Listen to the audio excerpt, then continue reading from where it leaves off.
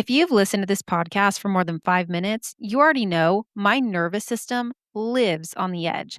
That's why I love RYZE. Between being a mom, a teacher, and a full-time researcher of all things sinister and spooky, I need energy that doesn't come with anxiety. My therapist says I have plenty of that already, which is why I love to start my day with RYZE. RYZE is a mushroom coffee blend that gives me focus without the jitters, and it actually helps me quiet my ADHD brain. It lifts my brain fog and somehow even made my gut health way better. We love a multitasking beverage. I usually drink it in the morning before I sit down to research or record, and it helps me stay clear headed instead of wired.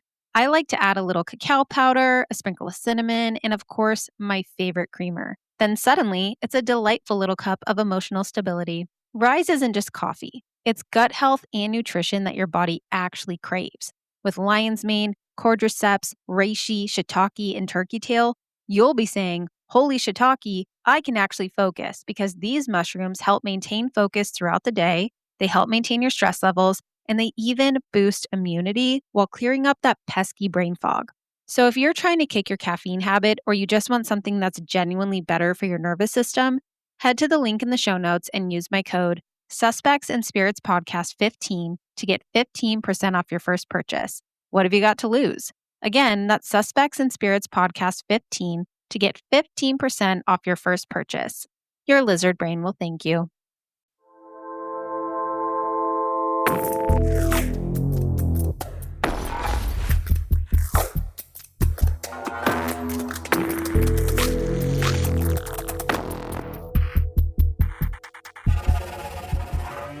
Hello, everybody, and welcome back. This is Suspects and Spirits, and I'm your host, Taylor Seraphin. And I am not outside today. You know what? I was editing the last episode, and I kind of liked the random little chirps, little chirpies of the birdies in the background every once in a while. You couldn't hear any of the planes flying overhead, couldn't hear the helicopters, couldn't hear my dog chatting with the neighbor dog. So I think it worked out fine. I do think recording outside did something to my psyche. It was a lovely experience. The episode itself was not lovely, but I enjoyed the vibes when I was outside. Speaking of that episode, though, I do want to address a correction. In the Kendrick Johnson episode, I said that the boys, when they were heading to an away game, I said it was a basketball game when the fight happened. It was not. It was a football game. I even had that in my notes, but I misspoke, and I wanted to correct that. They were headed to an away football game when that happened. So just wanted to correct that here for you. Also, I wanted to say thank you to everyone who bought some of the Stay Salty and Human Rights merch. I will leave it up for however long it keeps selling, but right now we have been able to donate just over $1,000 to RYZE. So you guys rock. You are incredible humans, and I really, really love the true crime and the paranormal community. It's honestly full of the most welcoming and amazing humans. Every community has, some bad apples, whatever. It's just how it is. But you guys in particular, you are sweet apples. You're sweet like apple pie, which someone should tell Megyn Kelly is not American, and neither is meatloaf or fried chicken. But you came here for a story, though, today. So I'll shut up now and tell you the story, which is an oxymoron. I realize that. Can't shut up because it's a podcast, so I have to talk to you.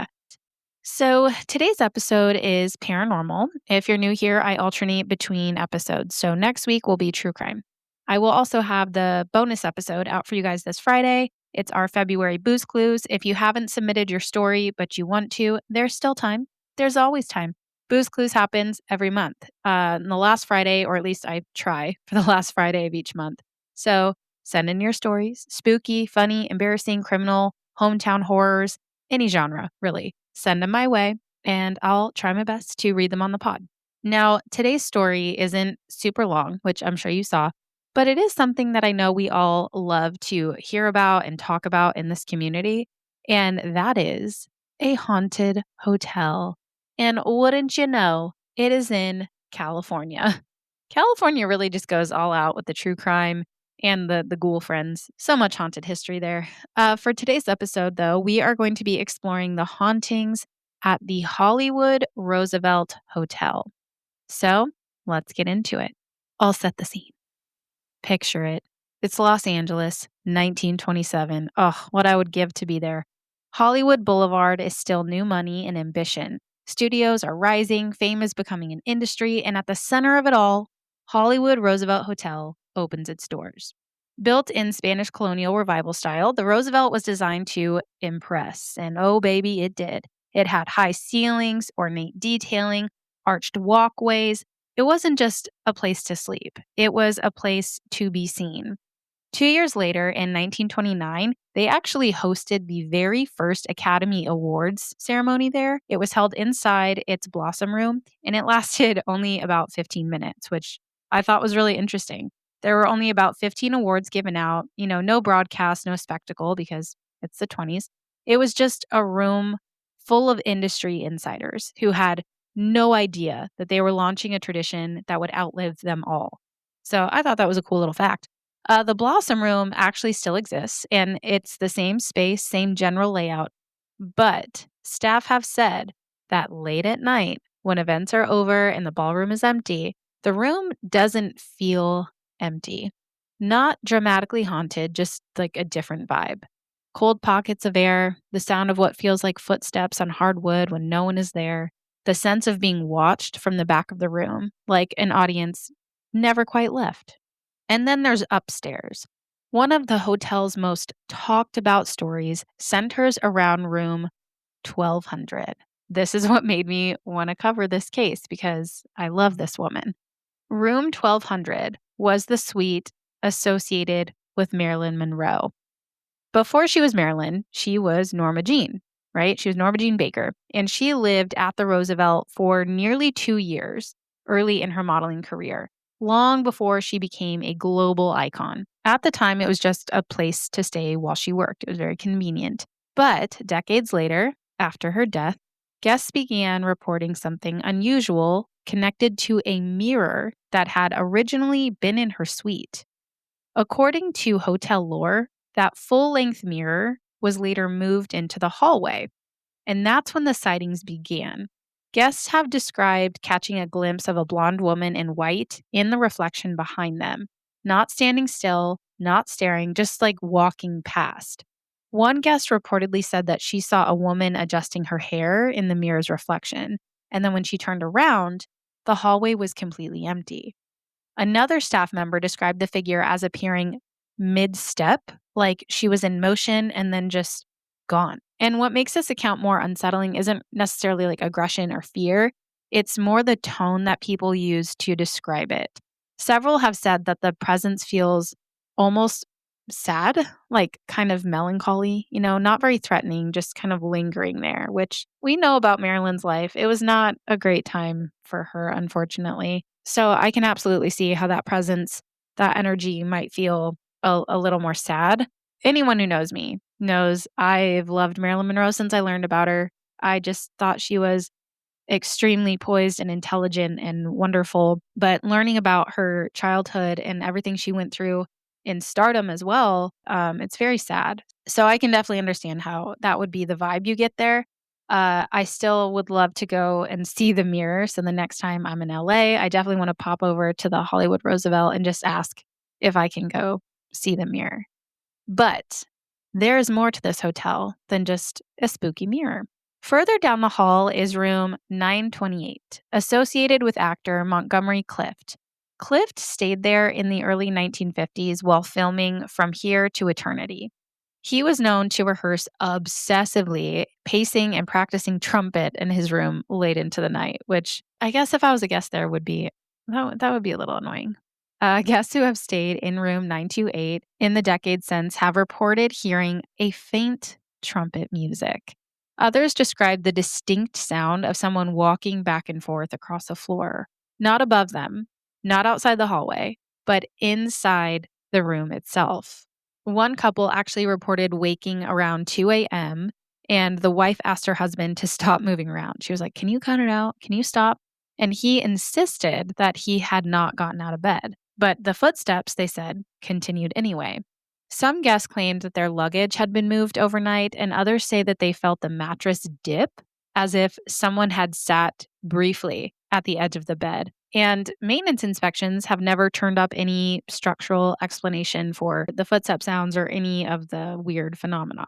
And what I found interesting about this hotel too is that the activity isn't limited to just individual rooms. The pool at this hotel, the Tropicana pool, with its underwater murals and palm lined deck, it has its own stories. And this is where I might draw the line. I'm a great swimmer. I was a varsity swimmer, love to swim, in fact. But one of my fears is drowning. It's just something that I hate that feeling of when you can't come up for air. It's definitely something that will send me into a panic. I love the beach. I love all of it, but like I'm so paranoid about drownings and stuff. So this one sent me into orbit a little bit. Guests swimming late at night at this pool have described feeling something brush against their legs beneath the water's surface. Others say that they have seen a man in a white suit standing at the edge of the pool after hours, only to look again and then find nobody there. Staff have occasionally reviewed security footage after reports of movement near the pool, only to see nothing unusual recorded. So they haven't been able to capture anything quite yet on camera for the pool. Other guests have reported feeling fingertips on their ankles and their feet. And that is where I say absolutely not. Get your fucking hands off of me. Do not touch my ankles and my feet in the pool because I will immediately kick you in the face. And honestly, that's scary because then it feels like someone's going to like pull you under. And again, I hate that. So I might not go swimming there if if we stay overnight simply because I just hate that so much. But I may hang out outside the pool, get some sun, and wait for the ghost man in the white suit, make some conversation. Now, aside from the pool, there's also another section of the hotel that is not a room that tends to get a lot of activity. Inside the main building, guests have reported seeing a small girl on the grand staircase. She is dressed in what appears to be 1920 style clothing, and one account actually describes following the child down the stairs, assuming she was just part of like an event or a wedding party, only for her to completely disappear halfway down the steps. And let's be honest, would it be a hotel haunting if there was no creepy child? No, of course we need a creepy kid. Other ghostly sightings at this hotel include that of a little girl who has been named Caroline. Caroline is a ghost who enjoys using a typewriter and she likes to hang out in the administration office of the hotel. I don't know if she still uses a typewriter or if she uses a computer. I'll have to ask her if I ever go there. Then there is a faceless ghost in the accounting office. No one really knows much about this ghost, just that they're faceless and they hang out in the accounting office. There's also said to be a group of noisy ghost children by the pool. Now, this one I couldn't find a whole lot of information on, but apparently people do hear phantoms splashing and laughing down by the pool when no children are present. So that is a little spooky. Then there is the boiler room, which is rumored to be haunted by a group of Native American ghosts. I could not find a ton of information on that one, but it was mentioned. So I felt like I needed to mention it. And then there's the Blossom Ballroom, which we talked about, right? That's where the first Academy Awards were held, and it's still there to this day.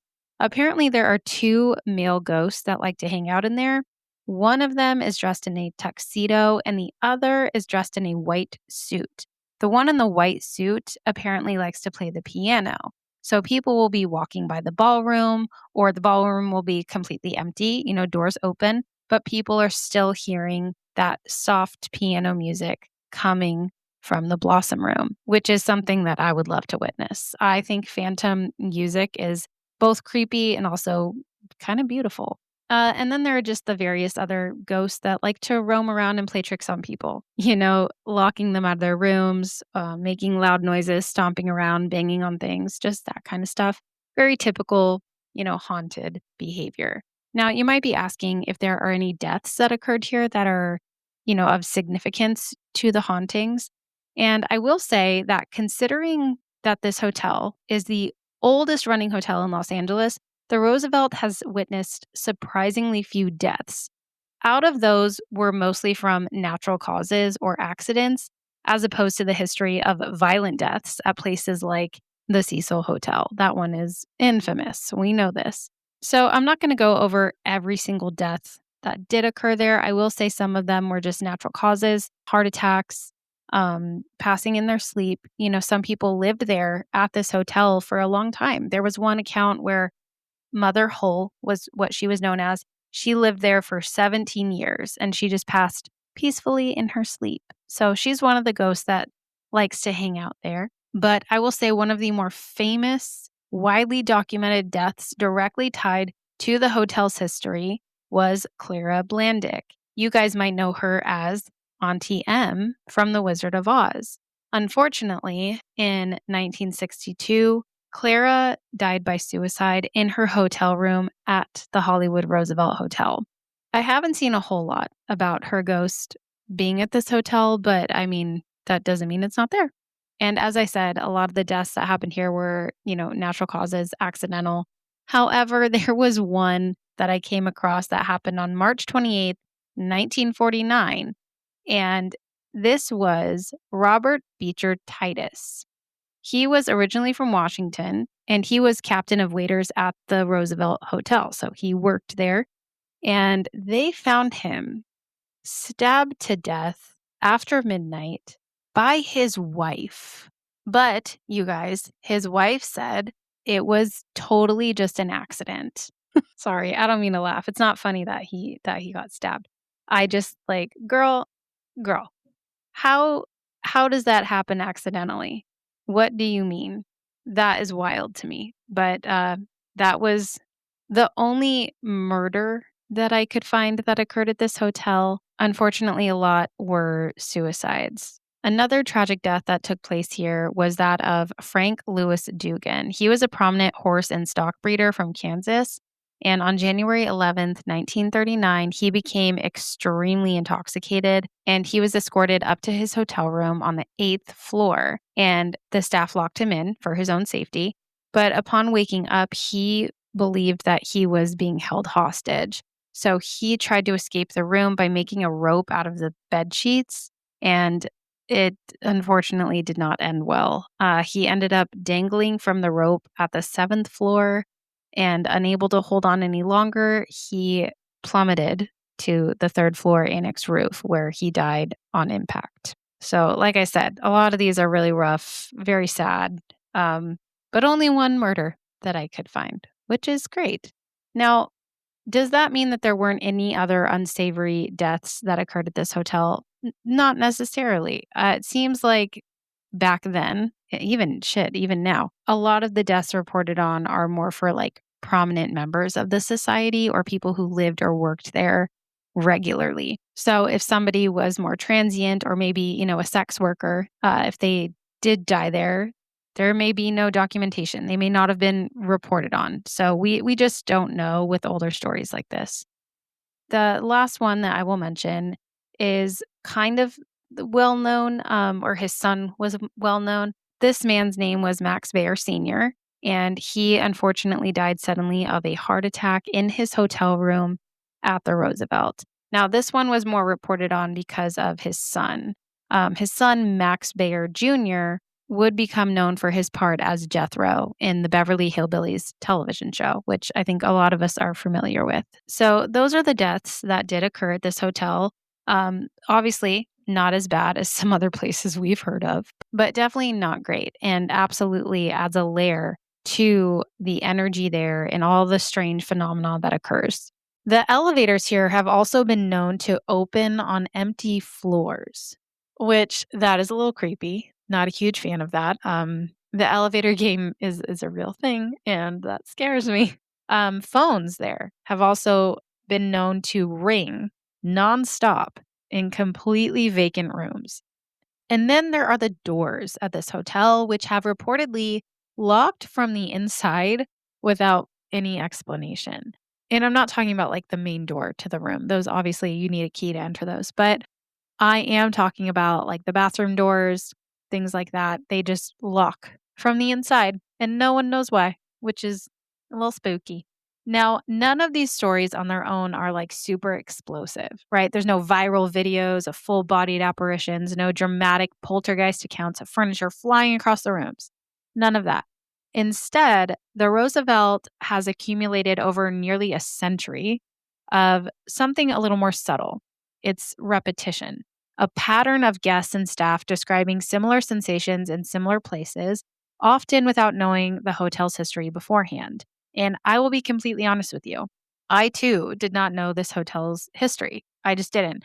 I had heard about the Roosevelt, but I didn't really know like who stayed there, what kind of stuff happened there. I could have gone and stayed there the last time I was in California and had no idea. I probably would have experienced something. But sometimes I feel like when you go into a place knowing it's haunted, it can do one of two things. It can either set your expectations really high and you're so focused on seeing something that you don't. You completely miss it because you're like hyper focused, right? And then there's also the opposite where people go into a place knowing it's haunted and every little sound is the ghost.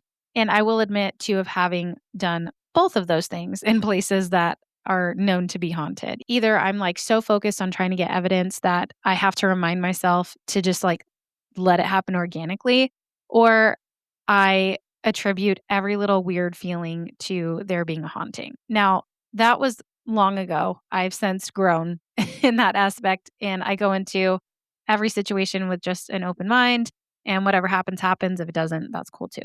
So I definitely think it depends on your perspective as well. Like when you walk into a place, don't have high expectations, but also don't try to like feed into it. Just let it happen organically. I think that's really important. Because, like I said, this place isn't one of those like viral hotels. I just found its history to be really fascinating. And like it was a really popular hotel for celebrities at the time. I believe Charlie Chapman also stayed there. So lots going on. And considering the history of Hollywood and, mob ties, things like that, I'm sure that there is more that we're not aware of. So lots of energy there. And like I said, if you want to stay at the Roosevelt, you can. It's very active. It's completely renovated and fully operational. There have actually been reports that during renovations, it stirred up a little bit of the activity, which is pretty common. We know this, right? And then some of the most common events that happen there are, weddings. Weddings are held there. Film crews also tend to shoot there. And tourists, of course, will book rooms there, hoping to sight some old Hollywood celebrities. And then if they don't know the history, they're just having a good time, which I guess makes the story harder to attribute to crumbling infrastructure or isolated imagination, right? The building it's maintained. The systems are modernized. There's nothing really old there other than the history. It's completely renovated. Yet the experiences persist. And then I think there's also the psychological layer that we have to consider. The Roosevelt isn't really just a hotel, it's more of a symbol. Careers began there and careers ended there too. There were contracts signed by the pool, relationships unraveling in the suites. There was fame, ambition, addiction, affairs, loneliness, all of that passed through those hallways. And if places, like we've talked about before, can absorb that emotional intensity, there are few buildings in Los Angeles that would be more saturated than this one.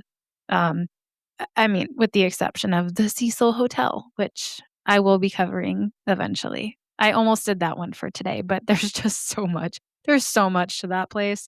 Eventually, we'll get there. We'll get there, you guys. But if you ever want to go to the Roosevelt Hotel, you can request to stay in room 928. And you can also walk past that hallway mirror associated with Marilyn Monroe. You can stand in the Blossom Room long after the lights dim and try to feel that energy of that very first Academy Award ceremony that was held there. Now, keep in mind, this hotel does not advertise itself as aggressively haunted. It just doesn't. It doesn't lean fully into the supernatural branding, but the stories continue to circulate, based between staff, tour guides, and guests who check in and out with something that they can't quite explain. So if you try to look up some of the most haunted hotels in California, of course, you're going to see Queen Mary, you're going to see the Cecil Hotel, and you will probably see this one listed. But its hauntings are not explosive. As far as we know, there were no like serial killers who stayed here, AKA Cecil Hotel. But there is a lot of emotional intensity that was held within the walls of this building. And that may be the most fitting detail of all, because in Hollywood, illusion is kind of part of the architecture, right? It's all smoke and mirrors. So reflection and performance are built into the culture, a place dedicated to image, identity, reinvention. It all now kind of carries its own mythology, one where the past doesn't fully recede. Me personally, I'll stay anywhere that's haunted. You guys know that. The scarier, the better for me. Will I be a little bitch about it and cry? Probably. But like, is it even a real ghost hunt if you're not crying by the end? That's the kind of stuff I love. Everyone's like, there's something wrong with you. And yes, there is deeply, but I truly enjoy investigating any place with haunted history. It could be, like Tombstone. I grew up going to Tombstone a lot. The Birdcage Theater is fascinating. So I don't care if it's like a ghost town, Old West haunting, or if a serial killer lived there. Now, of course, I would take precaution depending on where I went. You know, there's a lot of places that I would stay. I would stay at the Cecil Hotel. There are two places that make me a little nervous, I guess, and that is the Villisca Axe House. Do I want to go there? Absolutely. Yes. But the history there is very dark and it's very sad. So take extra precaution if I ever went there. And then the Preston School for Boys. That one, that's got a lot going on. But if you're not crazy like me and you want a lighthearted experience, the Roosevelt Hotel is the hotel for you. I've never been there, but it is on the list because, of course, I'm going to go anywhere that has ties to Marilyn Monroe. And with that being said, that is the more brief, lighthearted history that I have for you today. That is pretty much the gist of the Roosevelt. If you want to know more, definitely, go start digging, dig into the history. This was more just to talk about the main hauntings that occur there. Now, if you've been to this hotel, I would love to hear about your experience. You can write it in to me. Let me know what happened. Any hotel, really. Honestly, if you have a spooky hotel story, stop gatekeeping, send it my way. I would be happy to share it. And also, I'm just nosy, so you should tell me your story. Oh, all right, guys. Well, that's all I have for you today. I know it's not a very long episode. It's pretty brief. But you know what? Sometimes for my own sanity, my own schedule, being a mom, doing all of this, I got to keep them a little bit shorter sometimes. And that's okay. Boundaries. I hope this piqued your interest enough for you to go explore it a little bit more on your own, or maybe you want to stay there one day. Don't forget to rate, review, and subscribe. Be a good human. Stand up for what's right. And as always, remember to trust your lizard brain. Until next time, goodbye.